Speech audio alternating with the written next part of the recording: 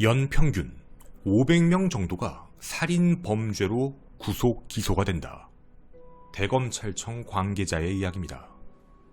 그럼 피해자는 더 많을 수도 있다는 얘기죠. 하루 평균 2명 가까이 살인사건의 피해자가 됩니다. 준비된 피해자, 준비된 유족은 없습니다. 당신이 몰랐던 사건, 양평 냉장고 속 토막 시신 사건의 전말편입니다.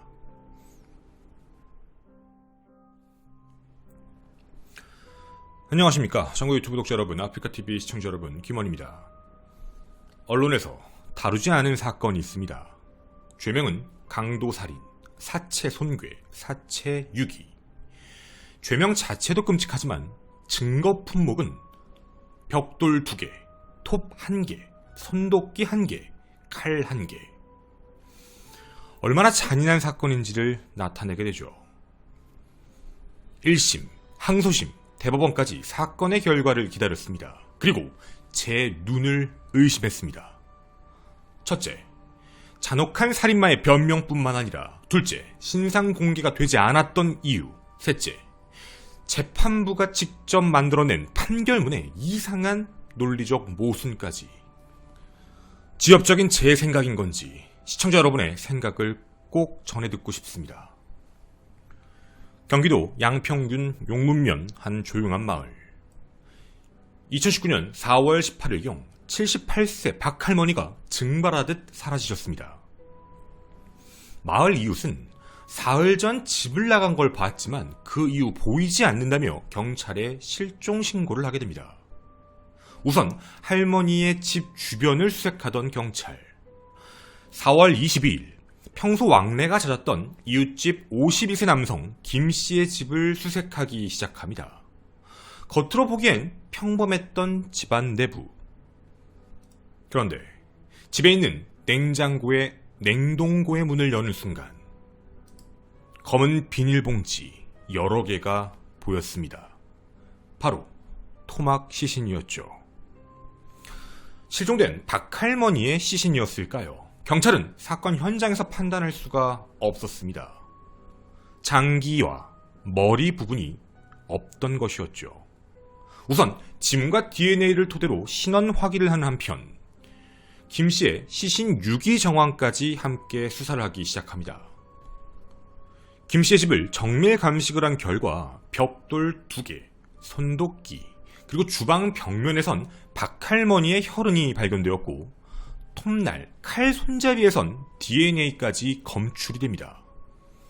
이를 토대로 4월 25일 김씨는 2019년 4월 18일에서 4월 19일 사이 자신의 집에서 피해자 박할머니를 살해하고 시신을 훼손한 뒤 양평군 용문면 오촌리 산속에 시신을 유기한 혐의로 구속됩니다. 망자는 말이 없고 살인마 김씨의 자백만이 남았을 뿐입니다. 김씨는 2013년 경기도 양평군 용문면으로 이사오며 이웃에 사는 피해자 박할머니를 알게 됩니다. 평소 가족들과 왕래가 없었던 박할머니는 26살 아들뻘 나이 차이가 나는 김씨에게 음식도 해주고 수시로 대화를 나누며 김씨가 입원했을 당시 병문안까지 가는 등 매우 친밀한 관계로 확인이 되었습니다. 일용직 종사를 하던 김씨는 2019년 당시 기초생활수급비로 60만원을 받는 것 이외에 수입이 없어 겨울철 공사 현장에 일이 없어 생활비가 부족하자 2019년 3월부터 공사 현장에 나가면 돈을 갚겠다라고 박할머니에게 약속을 해 1월부터 3월까지 총 4번에 걸쳐 300만원을 빌리게 됩니다. 돈을 갚기로 한 날짜는 4월 30일. 그 날짜가 다가오지만 일자리가 구해지지 않아 고민을 하고 있던 김씨였습니다. 그런데 변제일로부터 11일 전 2019년 4월 19일 2시 30분경 김씨의 집에 박할머니는 평소처럼 찾아옵니다. 이런저런 이야기를 나누고 있다가 김씨는 이런 부탁을 하게 됩니다. 변제 날짜를 조금 연기를 해달라. 아직 일이 많이 안 들어와서 그런다. 라는 부탁을 했지만 박할머니는 이미 4번이나 돈을 빌려준 상황이었고 더는 미룰 수 없다며 약속한 날짜에 무조건 달라. 죽어도 안 된다. 라는 답을 합니다. 그 순간 김씨는 너 한번 그럼 죽어볼래? 라고 말을 하며 부엌에 있던 칼을 들고 안방으로 들어가 피해자 박할머니의 복부를 1회 찌르게 됩니다. 바로 돌아가신 게 아니었습니다. 박할머니는 배를 움켜쥐고 바로 현관 쪽으로 나가려고 하는데 그 할머니의 등 뒤에서 부엌에 있는 벽돌을 들어 2번 내리쳐 그 자리에서 살해합니다. 혈흔이 낭자하고 이미 피해자가 사망한 사건 현장. 김 씨는 다른 생각을 합니다. 자수를 해야 된다는 게 아니라 시신을 없애야 되겠다. 김 씨는 식칼과 톱을 이용해 우선 얼굴 부분을 절단합니다.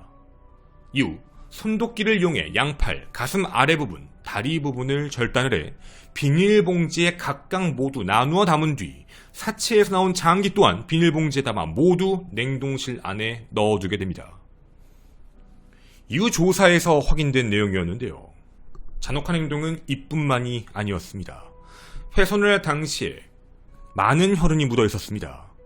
박할머니의 의류와 신발 같은 건 모두 폐기하고 없앴던 김 씨는 박할머니가 착용하고 있던 은목걸이, 은반지, 은팔찌는 시신을 훼손하며 빼내 집에 그대로 보관을 하고 있었죠.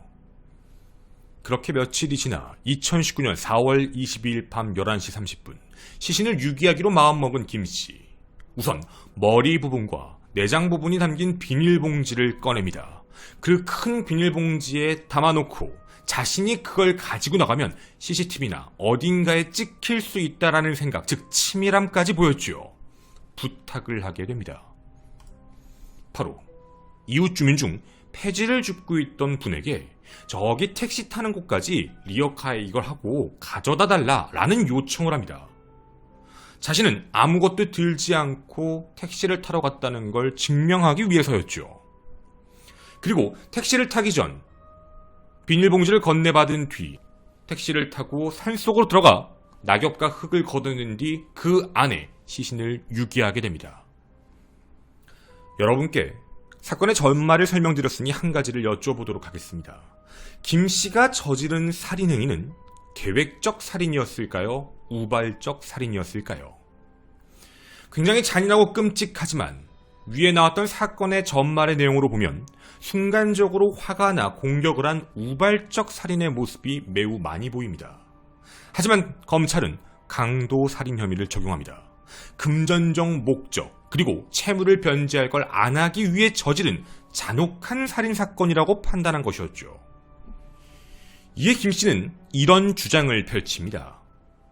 첫째, 살해한 사실은 인정한다. 그리고 변제 기일을 조금 유예해달라는 요청을 했는데 그거에 대해 너무 화를 내며 거절해서 우발적으로 화가 나 살해를 한 것일 뿐 돈을 안 갚기 위해 저지른 게 아니다. 그리고 그 근거가 존재한다고 얘기를 이미 해버렸습니다. 자신이 채무를 갚지 않기 위해 살인을 저질렀다면 주변 모든 사람이 자신이 돈을 빌린 걸 몰라야 하는데 실제로 피해자의 지인이 자신과 피해자 사이의 채무 관계를 알고 있었고 내가 이 피해자를 살해한다고 해서 돈을 안 갚는 게 아니었다 라는 논리를 펼칩니다. 두 번째, 살해 후 은반지 및 목걸이, 팔찌를 가져간 건 이미 살인을 저지른 다음에 가져간 거기 때문에 강도에 해당한다고 볼 수 없다는 의견이었습니다. 살인을 넘어 더 형량이 강한 강도 살인 범죄를 한 건 잘못된 내용이라는 것이죠. 해서 강도 살인죄는 성립할 수 없고 우발적 살인이 맞다라고 이야기를 합니다. 많은 변호사분들은 그 주장에 대해 논리적으로 틀리지 않았다는 이야기를 합니다. 재판에 실제로 들어가게 되면 살인 사건에도 굉장히 많은 범주가 존재해 자신이 미리 도구를 준비해 살해하지 않고 화가 나 우발적으로 저질렀고 들킬까 두려워 사체 손괴를 했다면 우발적 살인을 인정받는 게 맞다라는 것이죠. 그리고 이미 살인 사건이 끝난 뒤에 금품과 관련된 걸 가져간 것이기 때문에 강도를 목적으로 한 살인이 아닐 가능성도 분명 인정될 수 있다는 입장이었습니다. 어디까지가 진실이고 어디까지가 거짓일까요? 우리가 위에서 들은 모든 이야기는 망자는 말이 없고 김 씨의 주장일 뿐입니다. 우선 우발적 살인을 주장하는 이유 중에 자신이 살인을 함으로써 돈을 안 갚아도 된다는 게 아니다라는 내용입니다. 이 내용에 대해 확실히 김 씨의 말이 맞아 보이는 것처럼도 있었습니다. 평소 피해자 박할머니는 주변 사람들에게 돈도 좀 빌려주고 소소하게 이자를 받는 걸 하셨던 걸로 보입니다. 근데 한 가지는 철칙이었습니다. 누가 빌렸는지에 대해선 절대로 얘기하지 않고 따로 기록도 안 해놓으신 거였죠. 또한 300만 원을 줬다는 것도 현금으로 준 것이지 차용증 자체도 없었습니다. 김 씨의 경우도 이자를 모두 현금으로 지급한 거라 증거가 아예 없는 상황이었죠. 또한 김 씨와 박할머니 모두 다 오랜 시간 가족들과 떨어져 지내다 보니 실질적으로 상속인이었던 유족들도 돈을 누구에게 빌려줬는지를 알 수 없었던 겁니다. 여기까지의 내용을 들으시면 어떤 생각이 드시나요? 김 씨의 입장에서 내가 이런 살인을 저지르면 박할머니는 주변 누구에게도 얘기 안 했을 것이니 돈을 안 갚아도 되겠다라는 생각을 충분히 할 수 있었을 겁니다. 이런 정황들은 충분히 포착되는 상황이었죠. 하지만 김 씨는 이렇게 주장을 했습니다. 아니다. 피해자의 주변 지인 중 돈을 빌린 사실을 아는 사람이 있다라고 사람을 아예 지목을 했습니다. 해서 우발적 살인을 끊임없이 주장을 했죠. 진실일까요? 거짓말입니다. 아니, 좀 더 정확히 얘기하면 진실과 거짓을 섞었습니다. 수사기관은 그 이야기를 알고 있다는 지인을 직접 증인으로 신문합니다. 지인이 들은 이야기는 이렇게 되어 있었습니다. 박할머니로부터 옆집에 사는 남성, 즉 김씨입니다. 김씨에게 병원비를 빌려줬다는 말을 들은 적은 있다. 그런데 직접적인 얘기를 한 게 아니라 언제, 얼마나 빌려줬는지 자세하게 자신에게 얘기해 준 적이 없어 자신이 얼마를 갚아야 되는지는 알 수 없다. 즉 모르고 있었다는 내용이었죠. 김 씨는 분명 자신이 피해자를 죽임으로써 완전히 빚에서 채무에서 자유로울 수 없다라고 주장을 했지만 실질적으로 이 모든 상황을 알고 있는 김 씨의 입장에선 박할머니가 사라지면 돈을 안 갚아도 되는 상황은 정황상 맞았습니다. 물론 이런 내용으로만 우발적 살인이란 걸 인정해야 하는 걸까요? 그런데 저희는 또 놀라운 걸 몇 가지 확인했습니다. 경찰 조사에서의 진술이었죠. 경찰 조사에서 이런 이야기를 김 씨가 합니다. 2019년 3월경 돈을 벌지도 못하고 돈도 없는 상황에서 예전에 본 어떤 영화에 사람을 죽이고 은폐하는 걸 본 기억이나 죽이면 돈을 안 갚아도 되겠다라는 생각을 한 적은 있다라고 진술한 적이 있었습니다. 물론 이것만 가지고 무조건 계획을 했다라고 볼 수는 없지요. 그런데 검찰에선 이렇게 질문을 바꿔 물어봅니다. 그러면 김 씨는 박할머니로부터 돈을 빌렸다라는 걸 서로만 알고 있다는 내용입니까? 라는 질문에 대해 김 씨는 네, 저는 그렇게 알고 있습니다라고 진술을 했습니다. 즉, 조사 당시에는 돈을 빌린 관계에 대해서는 서로 둘만 알고 있었지 외부의 사람은 없었다라고 해놓고 이게 불리한 정황이 되자 갑자기 재판에서 이야기를 하기 시작한 겁니다. 이뿐만이 아닙니다. 또 증거가 존재합니다. 2019년 3월이었습니다. 스마트폰으로 접속을 해 이런 검색을 한 기록이 있었습니다. 여러분, 살인사건이 발생한 건 4월 18일에서 19일입니다. 3월입니다. 여러분도 이 단어들을 한번 잘 들어주십시오. 이게 보통 정상적인 사람이 찾을 수 있는 단어인지 말이죠. 사람의 인체 구조, 사람 인체 장기 구조, 성인 인체 구조를 검색합니다. 그리고 이 안에 나오는 전문적인 내용을 토대로 백과사전을 또 들어가 세 가지를 검색합니다. 인체 측정, 소화기관, 골격, 인체 구조. 우연일까요? 그리고 한 달 뒤에 그 일이 실제로 벌어졌습니다. 이에 대해 김 씨는 뭐라고 이야기를 했을까요? 김 씨는 2018년 11월 하순경 누군지 기억나지 않는 동네 사람에게 자기가 췌장암에 걸렸다는 거짓말을 한 적이 있어 그 췌장이 어디 있는지를 알아보려고 검색한 것뿐이다 라는 말도 안 되는 해명을 하게 됩니다. 이 이야기들을 들으셨을 때 정말 우발살인이라고 느껴지시나요? 김씨가 주장했던 대로 갑자기 화가 나서 우발적으로 도구를 들고 한 것으로 보이시나요? 끝까지 강도살인은 아니라 우발살인이라고 주장하던 김씨. 이에 대해 재판부는 이런 결론을 내립니다. 모두 종합하면 미필적으로나마 채무를 면탈할 생각으로 계획적 살인을 저질렀고 은반지 및 팔찌, 목걸이를 가져감으로써 강도살인죄를 범한 사실은 충분히 인정된다. 살인범죄체의 네 번째 유형, 중대범죄 결합살인, 바로 강도살인죄를 적용시킵니다. 가중요소는 사체 손괴였죠. 형량은 어떻게 나오는 게 맞을까요? 매우 잔인하고 끔찍한 계획살인, 살인마입니다. 재판부의 판단은 무기징역입니다. 뻔뻔한 거짓말로 자신의 죄를 낮추려 했던 살인마 김씨. 분명 이도 답답합니다. 그리고 황당합니다. 하지만 문제는 그 다음도 더 있었습니다. 의문점 첫 번째. 김씨는 신상공개가 되지 않았습니다. 정확히 말씀드리면 4월 30일 경기 남부지방경찰청에 신상공개심의위원회가 열리게 됩니다. 하지만 이들의 결론은 공개하지 않기로, 즉 적합하지 않다라고 판단을 내립니다. 일단 신상공개 조건이 있습니다. 잔인하고 중대한 피해가 발생한 범죄, 그리고 피의자가 해당 범죄를 저질렀다는 확실한 증거가 있어야 하고, 국민의 알 권리 보장, 그리고 미성년자가 아니어야 된다. 근데 나머지 모든 부분들은 인정이 되지만 국민의 알 권리의 보장, 즉 공익성 부분에서 다들 의문을 제기했다는 겁니다. 공개를 하더라도 추가 여죄가 드러날 가능성이 적고, 이건 무차별 범죄가 아닌 채무관계에서 비롯된 범죄, 즉 이런 이유로 공개하지 않는 것으로 결정을 하게 됩니다. 이게 정말 맞는 얘기일까요? 만약 이런 식이었다면 우리에게 지금까지 알려졌던 살인마, 신상공개가 된 사람들은 왜 공개가 된 걸까요?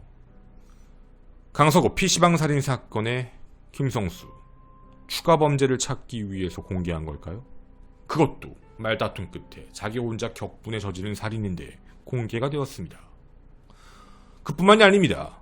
장대호, 허민우 모두 다 공개가 되었습니다. 물론 범죄에 대해서 비교하는 건 적합하지 않습니다. 근데 제가 그럼에도 불구하고 이 이야기를 드리는 이유는 분명 그들이 신상공개를 할 수 없는 이유에 대해서 이야기를 했지만 납득이 쉽게 되지 않는다라는 부분이 있었던 것이죠. 이에 대해선 이런 비판적 견해도 존재합니다. 강력범죄임에도 당시 여론적 관심이 적었기 때문에. 이유가 있었습니다. 박유천씨 마약 투약 의혹으로 모든 사건에 포커스가 맞춰져 있다 보니 이때 당시 어떤 취재와 촬영도 되지 않았습니다. 해서 사람들의 관심이 없다 보니 조용히 열렸던 신상공개위원회, 해서 하지 않았던 게 아니냐라는 의문이었죠. 의문점 첫 번째 결론은 바로 이겁니다. 신상공개는 되지 않았습니다. 의문점 두 번째가 있습니다. 사실 제가 이 방송을 준비했던 이유이기도 하고 정말 조심스럽게 이야기를 하는 부분입니다. 바로 사형 선고가 되지 않은 이유입니다. 사형 선고. 대한민국은 사형을 선고할 수 있습니다. 하지만 사형을 집행하지 않고 있죠. 최근 사형이 선고가 됐다 하더라도 항소심에선 다 무기징역으로 감형되는 추세. 예대 전문가분들은 대한민국은 사형 폐지 수순으로 가고 있다라고 입을 모아 말씀하십니다. 검찰의 구형은 사형. 하지만 재판부는 무기징역. 항상 같은 이야기가 판결문에 쓰입니다.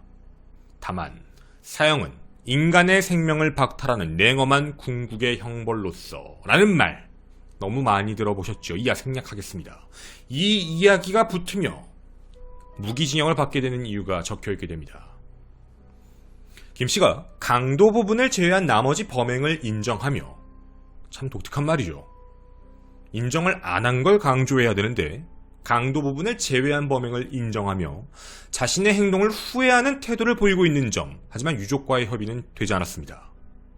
벌금형을 넘어 크게 처벌받은 전력이 없고 이 사건 범행에 이르기 전까지 다른 사람이나 사회에 대하여 비정상적인 공격성이나 범죄의 성향을 나타낸 것으로 보이지 않는 등 김 씨가 더 이상 교화 개선의 여지가 없을 정도로 인간성이 소멸된 상태에 이르지 않았다고 볼 여지가 있어 사형을 줄 수 없다는 겁니다.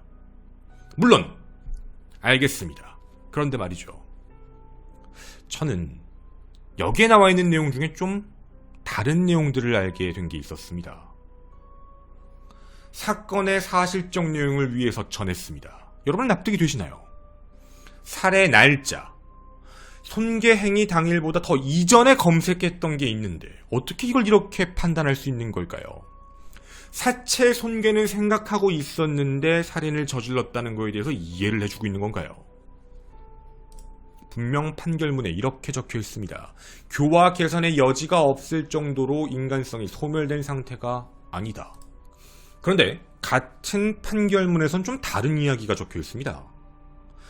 전자장치 부착명령 20년이 청구되어 있는데 전자장치 부착명령을 한 이유에 대해서 살인범죄를 저지른 사람으로 동기, 방법, 범행 후의 정황을 비추어 봤을 때 살인범죄를 다시 범할 위험성이 있다.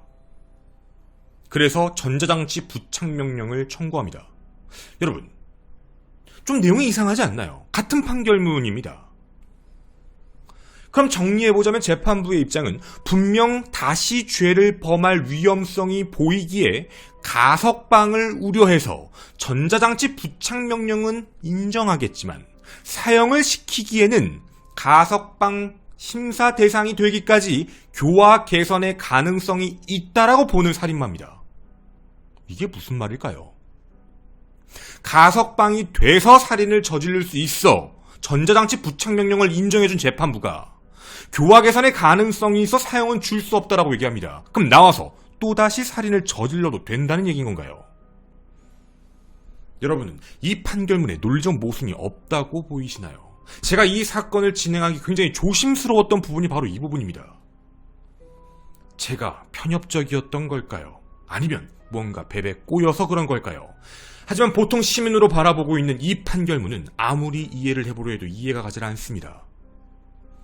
가석방 이후에 걱정돼 살인을 또 저지를 수 있다라고 판단한 재판부는 동일한 판결문에서 개화의 가능성, 개선의 가능성이 있다 라고 본다는 점 정말 미스터리합니다. 왜 우리가 사형을 주기 싫어서 핑계를 대고 무기징역을 주는 것 같다라는 느낌이 드는 걸까요? 당신이 몰랐던 사건, 저는 김원이었습니다. 감사합니다.